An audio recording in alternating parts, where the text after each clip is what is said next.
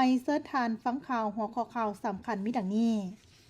ประธานประเทศเน้นหนักว่าการนำพาประเทศชาติให้หลุดพ้นออกจากสถานภาพด้อยพัฒนายกระดับคุณภาพชีวิตการเป็นอยู่ของประชาชนให้สูงขึ้นและก้าวขึ้นเป็นประเทศกำลังพัฒนาแม่นพลกรรมประวัติศาสตร์แห่งการนำพาของพรรคในยุคใหม่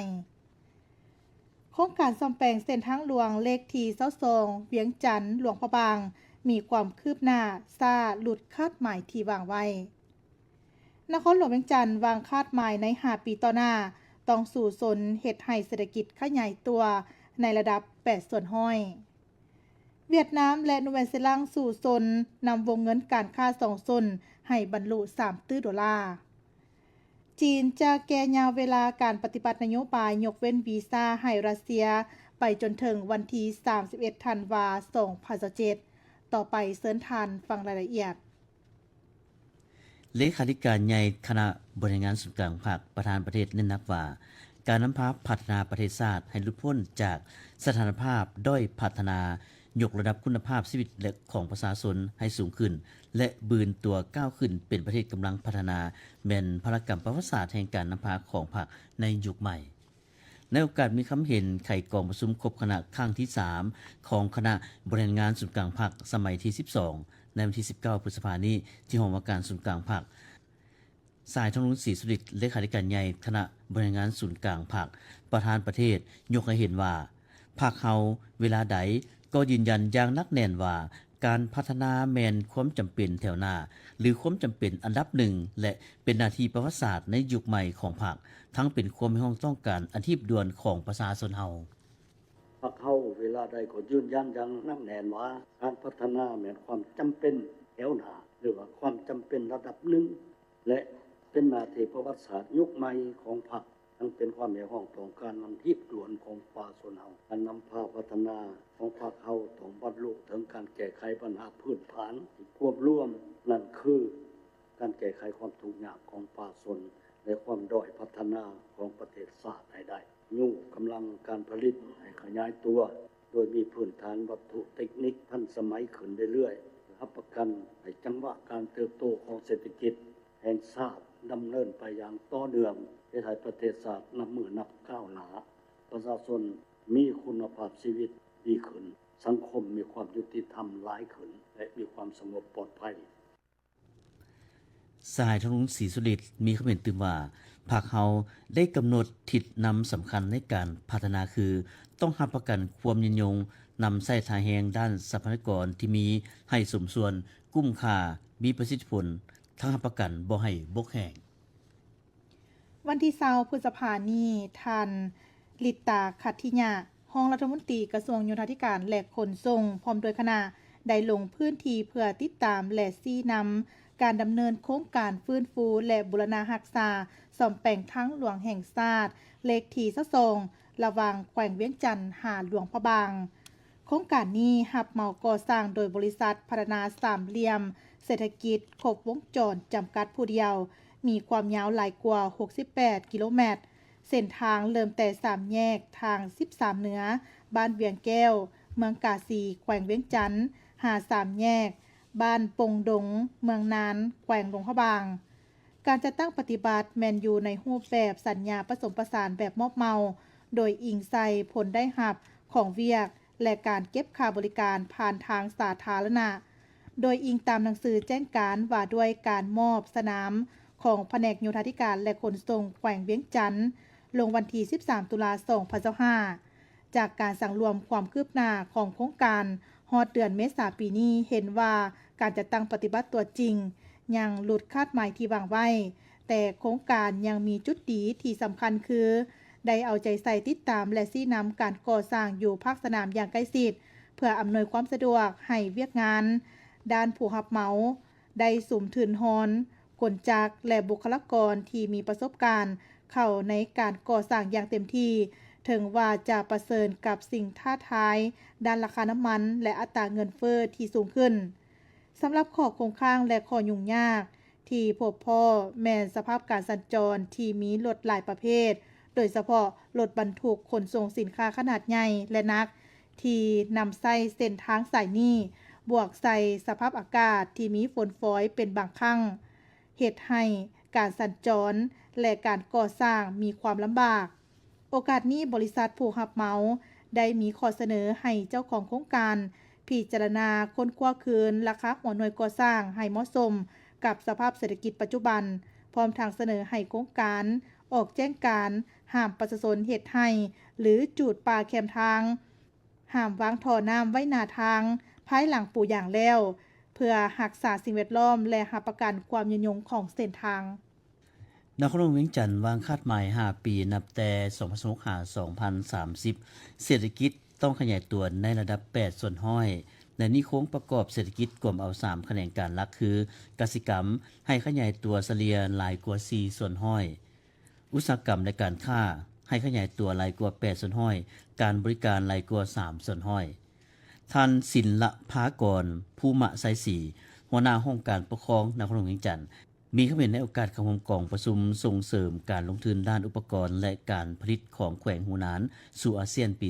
2026จัดขึ้นในวันที่19พฤษภาคมนี้ที่โรงแรมดอนจันทร์พาเลทนครหลวงเวียงจันทน์ว่าเพื่อบรรลุคาดหมายที่วางไว้องค์การปกครองนครหลวงเวียงจันทน์ได้วาง9แผนงานใหญ่13โครงการใหญ่และ100กว่าโครงการเพื่อสุกยู่ให้เศรษฐกิจขยายตัวในระดับ8ส่วนห้อยซึ่งนครหลวงเวียงจันทน์พวกเขาได้ถือมอบหมาย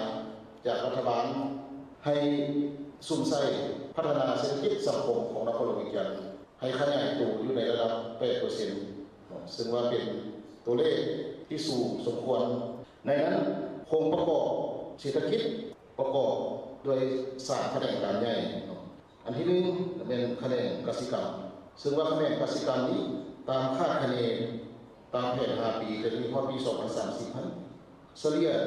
จะให้ขยายตัว 4.3% ต่อปีในนั้นบวกออก 11.5% ของ GDP คะแนนอุตสาหกรรมและการค้านี้นั้นให้ขยายตัวอยู่ในระดับ 8.54% ส่วนบวกเอา 47.5% ของ GDP ก็หมายความว่าคะแนนอุตสาหกรรมมันเป็นคะแนนไปแล้วที่องค์การปกครองนครหลวงเวียงจันทน์พวกเราส่งเสริมและสุขอยู่ให้มีการดำเนินธุรกิจด้านนี้ให้มีความแข็งแกร่งขึ้นและความต้องการทุนทั้งหมดเข้ามาพัฒนาอยู่นครหลวงเวียงจันทน์พวกเรามี 188,355.8 ธุรกิจและเพื่อบรรลุแผนดังกล่าวนี้เฉพาะอยู่นครหลวงเวียงจันทน์พวกเรามี9แผนงานใหญ่13โครงการใหญ่ใน9แผนงานนั้นกับ13โครงการใหญ่มีบรรดาโครงการใหญ่100กว่าโครงการที่จะมากระตุ้นในเศรษฐกิจมีการขยายตัว 8% ต่อปีท่านศิลภากรภูมะไสศรีให้ฮู้ตื่มว่าสำหรับการลงทุนของจีนอยู่ลาวมีทั้งหมด 3,406 หัวหน่วยในนี้อยู่นครหลวงเวียงจันทน์มี 2,580 หัวหน่วยเด่นกว่าหมู่แม่นแขนงการอุตสาหกรรมการค้าการบริการโดยเฉพาะเขตเศรษฐกิจกรมหลวงไสเศรษฐาเป็นการลงทุนร่วมภาคธุรกิจจีน75ส่วนห้อยและนครหลวงเวียงจันทน์25ส่วนห้อยการลงทุนส่วนใหญ่แม่นนักธุรกิจจากแขวงหูหนานจากแหล่งข่าวแขวงคำมวนให้ฮู้ว่าพิธีปาฐกถาหวนคืนวีรกรรมตนคูกอย่างมหัศจรรย์ของบรรดาผู้นำและแนวเล้าหักชาติครบรอบ66ปีวันที่24พฤษภาคม1960 24พฤษภาคม2026และวันพาวงปิดล้อมของกองพันที่2วิรชนที่ธงไหหินแขวงเสียงขวางครบรอบ67ปี18พฤษภาคม1959 58พฤษภาคม2026จัดขึ้นในวันที่20พฤษภาคมนี้โดยการเป็นประธานของทานสมใจพานิจันทร์รองเลขาคณะบริหารงานภาคแขวงผู้ชี้นำเวียกงานการเมืองแนวคิดและเวียกภาคพนักงานพร้อมด้วยพนักงานการนำลักแหล่งแผนกการส่งกำลังประกอบอาวุธและพนักงานราชการเข้าร่วมการปาฐกถา2วันสำคัญทางประวัติศาสตร์ครั้งนี้ท่านนวลตาแก้วนวงศ์หัวหน้าคณะโฆษณาอบรมแขวงคำมวนซึ่งได้ยกให้เห็นถึงวีรกรรมการตนคุกอย่างมหัศจรรย์ของบรรดาผู้นำและแนวเล้าหักชาติออกจากคุกพลเค็งไปสู่เขตที่มันปฏิบัติอย่างปลอดภัยซึ่งเหตุการณ์ดังกล่าวแสดงให้เห็นถึงความกล้าหาญความสามัคคีความจงรักภักดีและน้ำใจหักชาติอันแห่งกล้า ของบรรดาผู้นำและกำลังปฏิบัติลาวทางแสดงให้เห็นถึงการนำพาอันสลัดซองไซของประธานไกรสอนพรหมวิหารผู้นำที่แสนเคารพหักของปวงชนลาวทางชาติซึ่งเป็นบทเรียนอันสำคัญอันล้ำค่าทางประวัติศาสตร์ให้แก่คนรุ่นหลังในการสืบทอดแนวคิดปฏิบัติความหักชาติและความเสียสละเพื่อประเทศชาติพร้อมกันนั้นยังได้ยกให้เห็นถึงมูลเสื้ออันพิละอาถรรพ์ของกองพันที่2วีรชนในการพาวงปิดล้อมของศัตรูอยู่ทงไหหินแขวงเสียงควางเป็นไซสนะอันยิ่งใหญ่ของกองทัพและขบวนการปฏิบัติลาวภายใต้การนำพาอันถูกต้องของพรรคโอกาสเดียวกันนี้ผู้เข้าร่วมยังได้รับฟังการเผยแพร่และเสริมมติกองประชุมใหญ่ผู้แทนทั่วประเทศครั้งที่12ของพรรคและมติกองประชุมใหญ่ผู้แทนองค์คณะพรรคแขวงคำมวลสมัยที่6ทางนี้ก็เพื่อเพิ่มทวีความรับรู้เข้าใจอย่างลึกซึ้งให้แก่พนักงานสมาชิกพรรคกำลังป้องกันชาติป้องกันความสงบในทั่วแขวงกำแน่นเนื้อในมติดังกล่าวและนำไปพันขยายให้เป็นแผนงานโครงการเพื่อนำพาจัดตั้งปฏิบัติให้เป็นรูปธรรมอย่างมีประสิทธิผลกรมตำรวจจราจรได้ลงโฆษณาเผยแพร่กฎจราจรในวันที่20พฤษภาคมนี้อยู่ที่วิทยาลัยเทคนิคปากประสักนครหลวงเวียงจันทน์นำพาโดยท่านสมพรกุลนุวงศ์รองหัวหน้ากรมตำรวจจราจรมีท่านคำมณีหลวงอาภัยรองผู้อำนวยการวิทยาลัยเทคนิคปากประสักพร้อมด้วยครูอาจารย์และน้องนักเรียนเข้าร่วมโอกาสนี้ท่านพันโทไมสุขสออินไซรองหัวหน้าแผนกโฆษณาได้ยกให้เห็นสาเหตุที่พาให้เกิดอุบัติเหตุการลงละเมิดกฎจราจรสถิติการเกิดอุบัติเหตุการจอดรถซ้ายและจำนวนตัวเลขผู้เสียชีวิตจากการเกิดอุบัติเหตุพร้อมทางเรียกร้องให้น้องนักเรียนเอาใจใส่เข้มงวดปฏิบัติตามกฎระเบียบการสัญจรอย่างเคร่งครัดเป็นต้นให้ปฏิบัติตามป้ายสัญญาณป้ายห้ามต่างๆขับขี่รถด้วยความระมัดระวังใส่หมวกกันกระทบทุกครั้งเมื่อขับขี่รถจักรและอื่นๆเพื่อหลีกเลี่ยงการเกิดอุบัติเหตุที่อาจบ่ให้เกิดการสูญเสียทั้งชีวิตและทรัพย์สินภายหลังรับฟังการเผยแพร่ผู้เข้าร่วมได้แลกเปลี่ยนทัศนะในการใช้รถใช้ถนนเพื่อหาวิธีช่วยกันลดพ้นการเกิดอุบัติเหตุตามท้องถนนแบบกงไปกงมาพร้อมทั้งจัดกิจกรรมถามตอบเพื่อรับเอาหมวกกันกระทบอย่างเป็นขบวนฟดฟื้นปัจจุบันแผนกกสิกรรมและสิ่งแวดล้อมแขวงอัตตปือได้กาเกี่ยมความพร้อมรอบด้านเพื่อต้อนรับวันปลูกต้นไม้แห่งชาติที่1มิถุนายนครบรอบ46ปีวันสิ่งแวดล้อมโลกวันที่5มิถุนายนครบรอบ52ปีและวันสิ่งแวดล้อมแห่งชาติครบรอบ26ปีซึ่งจะเน้นใส่จัด3กิจกรรมหลักเพื่อสุขยุ่งส่งเสริมการปลูกไม้และฟื้นฟูป่าไม้ให้บรรลุตามแผนการที่กำหนดไว้เพื่อสร้างขบวนการให้ฟดฟื้นท่านกงใจศรีดาวงศ์หัวหน้าแผนกกสิกรรมและสิ่งแวดล้อมแขวงอัตตปือให้สัมภาษณ์ในวันที่19พฤษภาคมนี้ว่าเพื่อสุขยุ่งส่งเสริมการปลูกไม้และฟื้นฟูป่าไม้ให้บรรลุตามตัวเลขแผนการประจำปี2026เพื่อเฮ็ดให้การกักเกี่ยมการปลูกไม้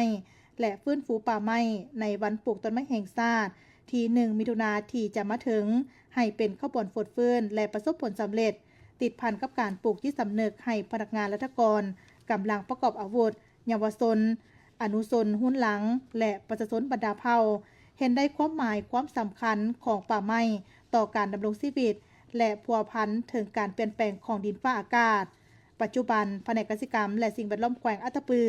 ได้กาเกี่ยมเบี้ยไม้ได้หลายกว่า4ล้านเบี้ยเพื่อแจกย้ายให้ทุกภาคส่วนพร้อมทางได้กำหนด3กิจกรรมหลักเพื่อปลุกระดมทั่วปวงชนให้มีส่วนร่วมเป็นขบวน16เบี้ยรวมมี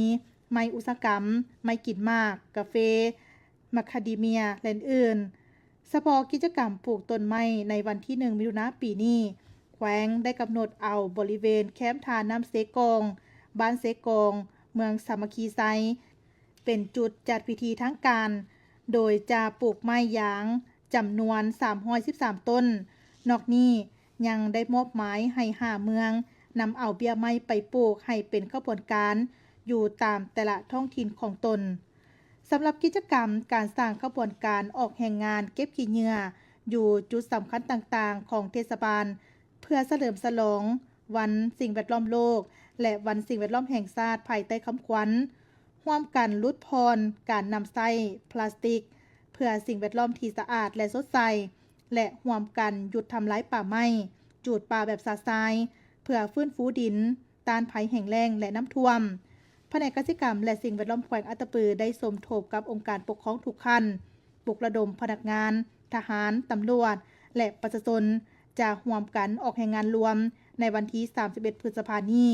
เพื่ออนามัยและเก็บขี้เหงื่อตามสำนักงานห้องการสถานที่สาธารณะและบ้านซองต่างๆโดยเฉพาะในเทศบาลเมืองสามัคคีไซเพื่อสร้างความสะอาดจบงามให้แก่ตัวเมืองส่วนกิจกรรมถามตอบความรู้ด้านสิ่งแวดล้อมเพื่อโฆษณาเผยแพร่ระเบียบกฎหมายปลูกจิตสำนึกให้นักเรียนนักศึกษาและประชาชนทั่วไปเข้าใจลึกซึ้งถึงความสำคัญของป่าไม้และสิ่งแวดล้อมรู้จักวิธีปกปักรักษาทรัพยากรธรรมชาติแบบมีส่วนร่วมท่านกงใจศรีดาวงศ์ได้เรียกร้องมายังประชาชนและทุกภาคส่วนในสังคมทั่วแขวงอัตตปือให้ร่วมมือกันเนื่องจากการปลูกต้นไม้และรักษาสิ่งแวดล้อมบ่แม่นหน้าที่ของแผนกกสิกรรมและสิ่งแวดล้อมเพียงผู้เดียวแต่เป็นการลงทุนระยะยาวของหมดทุกคนเพื่อช่วยลดพรภาวะโลกร้อนและป้องกันภัยพิบัติสิ่งสำคัญแม่นต้องได้เน้นใส่คุณภาพปลูกแล้วต้องบรบัดรักษาให้อยู่รอดเติบใหญ่และขอให้ทุกคนหันเปลี่ยนพฤติกรรมมาสู่การพัฒนาที่เป็นมิตรต่อสิ่งแวดล้อมตามที่สีเขียวและยืนยงการทันแน่นความสามัคคีปรองดองระหว่างประชาชนลาวบรรดาเผ่าอยู่ภายในและต่างประเทศเป็นเวียกงานสำคัญต้นต่อที่พรรคและรัฐบาลก็คือคณะนำในเราสั่งชาติแต่ละขั้นได้เอาใจใส่เป็นพิเศษในใส่หัดแน่นความสามัคคีหักแพงเปิดโอกาสให้คนสัญชาติลาวที่อาศัยอยู่ต่างประเทศได้อวยหน้ากลับคืนมาเยี่ยมยามบ้านเกิดเมืองนอนในโอกาสเดินทางมาร่วมกองประชุมใหญ่ผู้แทนในเราสั่งชาติทั่วประเทศครั้งที่12จัดขึ้นเมื่อบ่ดลมานี้อยู่นักหลวงเวียงจันทน์ท่านแซมเรียจูนคนสัญชาติลาวที่อาศัยอยู่รัฐแคลิฟอร์เนียสหรัฐอเมริกาทั้งเป็นคณะกรรมการในเราสั่งชาติได้แสดงความรู้สึกดีใจที่สุดที่พรรคและรัฐบาลลาวให้ความสำคัญเปิดโอกาสให้ตนเองได้มาร่วมกองประชุมใหญ่ผู้แทนในเราสั่งชาติทั่วประเทศครั้งที่12ถือเป็นโอกาสที่ดีได้กลับมาเห็นมันเกิดเมืองนอนได้รับการพัฒนาสร้างสรรค์ให้เจริญก้าวหน้าภายใต้การพาของพรรคว่าความรู้สึกเป็นกรรมการในรู้สึกดีอกดีใจแม้นว่าจะได้เหตุผลหรือบ่ได้อันนั้นเป็นเรื่องหนึ่งเรื่องยิ่งสำคัญก็คือว่าสิ่งที่ดีที่สุดก็คือว่าทุกๆคนทั้งเจ้านายและทั้งประชาชนเฮาพยายามที่สุดเนาะพยายามที่สุดข้าพเจ้าเห็นว่าทุกตัวอย่างที่เฮ็ดมาก็ล้วนแล้วจะเป็นสิ่งที่ดีๆนะเฮาก็มาฟังความเสนอทางนี้เนาะแล้วเฮาไปเฮาก็พยายามอธิบายให้ประชาชนฟังว่าประเทศเฮาถึงแม้ว่าเฮาจะหนีจากประเทศนี้ไปแล้วก็แล้วแต่ว่าเฮายังเป็นเกิดอยู่ประเทศนี้เฮายังเป็นประชาชนประเทศนี้ให้ช่องหาวิธีทางกลับมาพัฒนาลูกหลานเฮาให้มีความก้าวหน้าเจริญท่านแชมเรียจูนคนสัญชาติลาวที่อาศัยอยู่รัฐแคลิฟอร์เนียสหรัฐอเมริกาเกิดอยู่เมืองหนองแฮดแขวงเสียงขวงออกจากประเทศลาวไปแต่ปี 1975 กลับมาเยี่ยมยามลาวครั้งทำอิฐในปี 1991 หลังจากนั้นได้กลับมาเยี่ยมยามลาวเรื่อยๆ ปัจจุบันได้ดำรงชีวิตอยู่บ้านดอนนูนเมืองแซธานีนครหลวงเวียงจันทน์ท่านคำสิงมณิจันทร์หัวหน้าฝ่ายคุ้มครองระบบไฟฟ้าภาคกลางรัฐวิสาหกิจไฟฟ้าลาวและท่านเกียงศักดิ์ปรักษาทองหัวหน้าสาขาแขวงเวียงจันทน์หัวหน้าแผนกบริหารสั่งรวมคณะแผนกเทคนิคคุ้มครองระบบไฟฟ้าคณะห้องการอ้อมข้างสาขาแขวงเวียงจันทน์ได้ลงเคลื่อนไหวและชี้นำเวียกงานรอบด้านอยู่ห้องการไฟฟ้าเมืองโพนโฮงห้องการไฟฟ้าเมืองเวียงคำสถานีโพ้นสูงสถานีไฟฟ้าทาราชและสถานีไฟฟ้าแสงสว่างที่ขึ้นกับรัฐวิสาหกิจไฟฟ้าลาวสาขาแขวงเวียงจันทน์ในวันที่19พฤษภาคมนี้การลงสุกยุครั้งนี้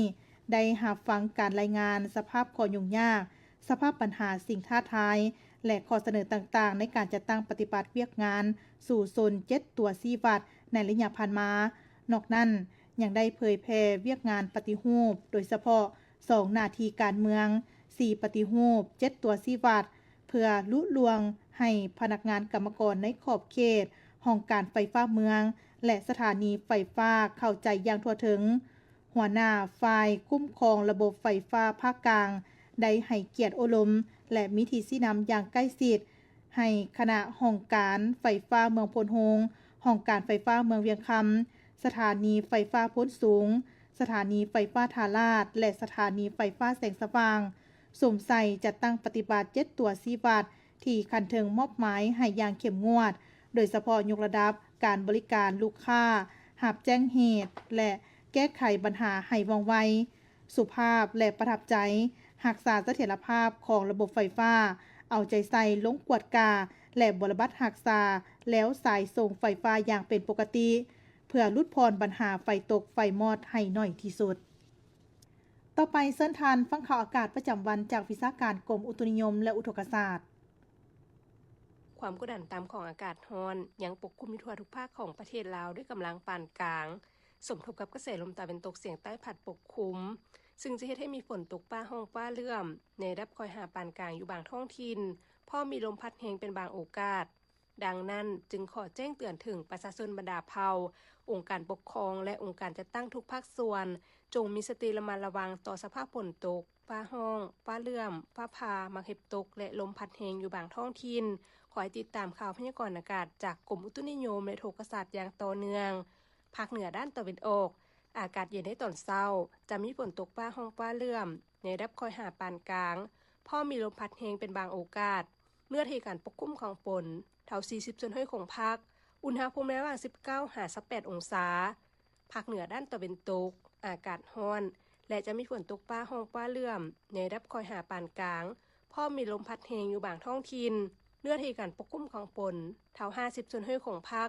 อุณหภูมิระหว่าง24 33 องศาที่นครหลวงเวียงจันทน์ยังจะมีฝนตกฟ้าห้องฟ้าเลื่อมในระดับคอยหาปานกลางพอมีลมพัดแรงเป็นบางโอกาสเนื้อที่การปกคลุมของฝนเท่า40ส่วนห้อยของภาคอุณหภูมิระหว่าง26 31 องศาภาคกลางอากาศร้อนจะมีฝนตกฟ้าห้องฟ้าเลื่อมในระดับคอยหาปานกลางและจะตกหนักอยู่บางท้องถิ่นพอมีลมพัดแรงเป็นบางโอกาสเนื้อที่การปกคลุมของฝนเท่า50ส่วนห้อยของภาคอุณหภูมิระหว่าง24 31 องศาสำหรับแขวงเชษฐสมบูรณ์อากาศเย็นในตอนเช้าและจะมีฝนตกฟ้าห้องฟ้าเลื่อมในระดับคอยหาปานกลางพอมีลมพัดแรงเป็นบางโอกาสเนื้อที่การปกคลุมของฝนเท่า40ส่วนห้อยของภาคอุณหภูมิระหว่าง21 30 องศา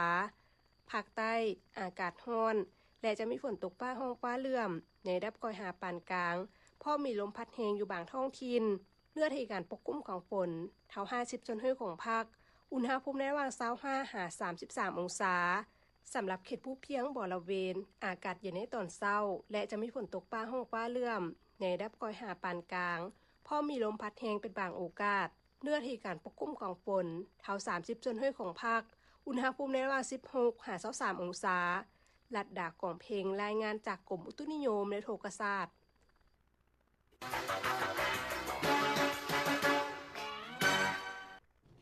ต่อไปเชิญทานฟังข่าวต่างประเทศตามข่าววิทยุกระจายเสียงเวียดนามรายงานว่าวันที่20พฤษภาคมนี้อยู่ในนครหลวงฮานอยท่านเลมิงหึงนายกรัฐมนตรีเวียดนามได้อบรมทางโทรศัพท์กับท่านคริสโตเฟอร์ลูซอนนายกรัฐมนตรีนูแวนเซลังสองฝ่ายได้เป็นเอกภาพสืบต่อสุขยู่การทำมือด้านเศรษฐกิจการค้าการลงทุนสู่ส่วนนำวงเงินการค้า2ส่วนให้บรรลุเป้าหมาย$3 ตื้อสร้างความสะดวกให้แก่บรรดาผลิตภัณฑ์ที่มีท่าแฮงของแต่ละประเทศได้เข้าถึงตลาดของกันและกันหลายกว่าเก่านายกรัฐมนตรี2ประเทศเทนดีเพิ่มทวีการร่วมมือในการรับมือกับการเปลี่ยนแปลงของดินฟ้าอากาศการหันเปลี่ยนพลังงานสุกยู่ภาคกสิกรรมปล่อยไอพิษเงินแก้วต่ำและพัฒนาพลังงานทดแทนขึ้นใหม่เส้นพลังงานลมและไฟฟ้าแสงตะเวนนายกรัฐมนตรี2ประเทศประกาศได้ตีราคาสูงการโอ้ล้มสนทนาและการร่วมมือสากลและเข้ารบกฎหมายสากลเพื่อแก้ไขสิ่งท้าทายด้านความมั่นคงอยู่ภาคพื้นตามข่าวจากต่างประเทศในเวลาตอบคำถามนักข่าวอยู่กองประชุมแถลงข่าวจัดขึ้นในวันที่20พฤษภาคมนี้ ทานกัวเจียคุนโฆษกกระทรวงการต่างประเทศจีนกล่าวว่าเพื่ออำนวยความสะดวกให้แก่การไปมาหาสู่ระหว่างประชาชนจีนรัสเซียจีนตกลงแก่ยาวเวลาปฏิบัตินโยบายยกเว้นวีซ่าต่อรัสเซียไปฮอดวันที่31ธันวาคมปี2027ชาวรัสเซียที่ถือหนังสือผ่านแดนธรรมดาที่ดำเนินธุรกิจท่องเที่ยวเยี่ยมยามญาติพี่น้องแลกเปลี่ยนและผ่านแดนจีนไปประเทศที่3ที่พักเซาอยู่จีนบ่เกิน30วันแม่นสามารถเข้าเมืองจีนได้โดยยกเว้นวีซ่าวันที่20พฤษภาคมนี้ทานดิมิทรีเปสโคฟโฆษกประธานาธิบดีรัสเซียกล่าวว่าสำหรับรัสเซียจะแก่ยาวเวลายกเว้นวีซ่าให้พลเมืองจีนเช่นเดียวกันตามข่าวตามประเทศรายงานในวันที่19พฤษภาคมนี้ว่าบริงานขององค์การสหประชาชาติระบุว่าการก่อสร้างอาคารใหม่ควรปฏิบัติตามมาตรการควบคุมเพื่อบรรลุเป้าหมายการปล่อยไอพิษเฮือนแก้วสุทธิเป็นศูนย์เนื่องจากว่าคะแนนการก่อสร้างเป็นสาเหตุของการปล่อยไอพิษกักบอนไดออกไซด์ทั่วโลกถึง37ส่วนห้อยซึ่งหลายที่สุดเมื่อเทียบกับคะแนนการอื่นๆบทรายงานสถานการณ์อาคารและการก่อสร้างทั่วโลกฉบับที่10ประจำปี2025-2026ซึ่งเผยแพร่โดยโครงการสิ่งแวดล้อมสหประชาชาติหรือ UNEP และพันธมิตรอาคารและการก่อสร้างโลกหรือว่า Global ABC ยังคงให้เล็งการลดพรการปล่อยกักบอนในคะแนนการนี้เพื่อลดพรวิกฤตการสภาพดินฟ้าอากาศและปกป้องชุมชนจากความผันผวนของราคาพลังงานบริงานดังกล่าวได้ประเมินคะแนนการก่อสร้างผ่านหลายตัวชี้วัดสำคัญเช่นนโยบายการเงินเทคโนโลยีและการลงทุนที่สอดคล้องกับความพยายามเพื่อบรรลุเป้าหมายการปล่อยไอพิษเฮือนแก้วสุทธิเป็นศูนย์ภายในปี 2050 ท่ามกลางวิกฤตการที่อยู่อาศัยและพลังงานทั่วโลกท่านอิงเกอร์แอนเดอร์เซนผู้อำนวยการบริหารโครงการ UNEP กล่าวว่ารัฐบาลของประเทศต่างๆมีโอกาสที่สำคัญในการสุกยู่การก่อสร้างที่มีการปล่อยไอพิษเป็นศูนย์ผ่านนโยบายระเบียบการและการลงทุนที่ดีขึ้นย้อนว่าอาคารคือหนึ่งของโลกยังบ่ทันได้ถูกสร้างขึ้นหรือปรับปรุงใหม่ภายในปี 2050 ท่านยังได้ชี้เห็นว่าคะแนนการก่อสร้างใช้ทรัพยากรธรรมชาติและวัตถุดิบที่สกัดออกมาเกือบครึ่งหนึ่งของโลกบทรายงานระบุถึงว่าภาคส่วนอาคารและการก่อสร้างกวมเอา11-13ส่วนห้อยของ GDP ทั่วโลกและมีพนักงานประมาณ9ส่วนห้อยของกำลังแรงงานทั่วโลกซึ่งกวมเอาการก่อสร้างการปรับปรุงการฮื้อถอนและเวียกงานวิศวกรรมโยธาทีนี้วิทยุกระจายเสียงแห่งชาติลาวรายการข่าวภาคนี้หมดเพียงเท่านี้เพชรสมรพงษ์พโยสิทธิ์และบัลลังก์ท้องเกียงคำส่วนนี้อ่านสบายดีสบายดี